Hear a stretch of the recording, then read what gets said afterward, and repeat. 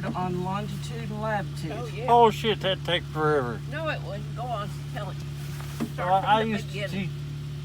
teach all kinds of classes. Can you hear him, National Kagan? Guard, like first aid and map reading and drill ceremonies, which is marching. And one night somebody asked why the lines on the United States Geological Survey maps, you familiar with those? That's big maps, have everything on. That's why the longitude and latitude lines were straight, because the Earth is round, and the lines would all go to a point at the North Pole and South Pole, of course, going in a circle at the equator. So I got interested in that, and I ordered this book from the Pentagon, and I guess it's Pentagon. Went to somewhere in Washington D.C. Took about 3 months to get the damn book because they didn't want to pay the postage. They didn't have Amazon back then. Library of Congress, probably. They didn't want to pay the postage. Yeah. So it might go 100 miles in a week, and then 10 miles the next week. It finally got there, but anyway, I started into it, got interested, and it was, can't remember the exact title of the book, but it was, I can't even remember now. But anyway, the latitude lines are parallel to the equator. Longitude lines perpendicular from North Pole to South Pole, and it's called some kind of projection. Mercator? Standard Mercator projection. I think that was the name of the manual, the Army manual, yeah. And so I got into it and really learned everything in there. And I thought it was kind of complicated, but anyway, that was one of my map reading classes. And the battery commander just happened to drop in on it, and he got interested in it.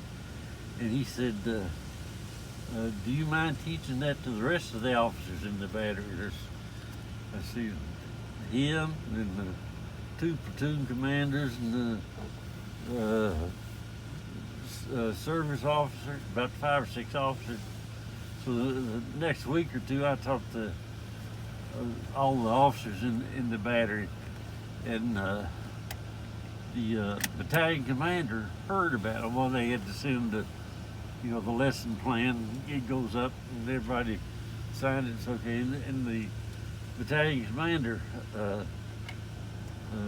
decided that he wanted to come to the class, so he came and brought a few of his officers from the battalion.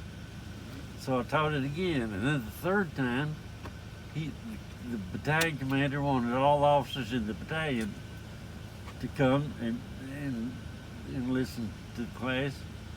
If they could. I mean, he didn't force them. He said, instead of coming to one of the drills, you can go hear this map reading class for 1 hour. So they all came. I think I ended up teaching the same class 5 different times.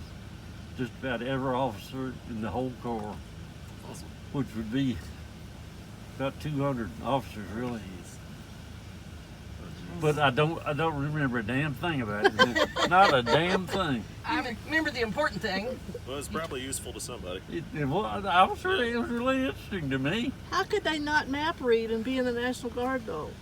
Well, this doesn't necessarily have to do with map reading. Well, It's just how they don't they sometimes how tell they you make to the shut lines up? perpendicular instead of Yeah. going up to the North Yeah, Pole like or the down to the globe. South Pole. It seems That like was- they'd have to know that. Standard Mercator projection. You'd heard it. That's interesting. So you taught the whole Kentucky National Guard how to do longitude and latitude. The whole Corps, every time which I covers asked through several states. But the real question is, did you teach Jimmy Buffett the song Longitude and Latitude? That's the real I've never question. heard of it. Yeah. Was he in the National Guard? Jimmy Buffett? Thank It's you, an boys. infringement on your royalties on that.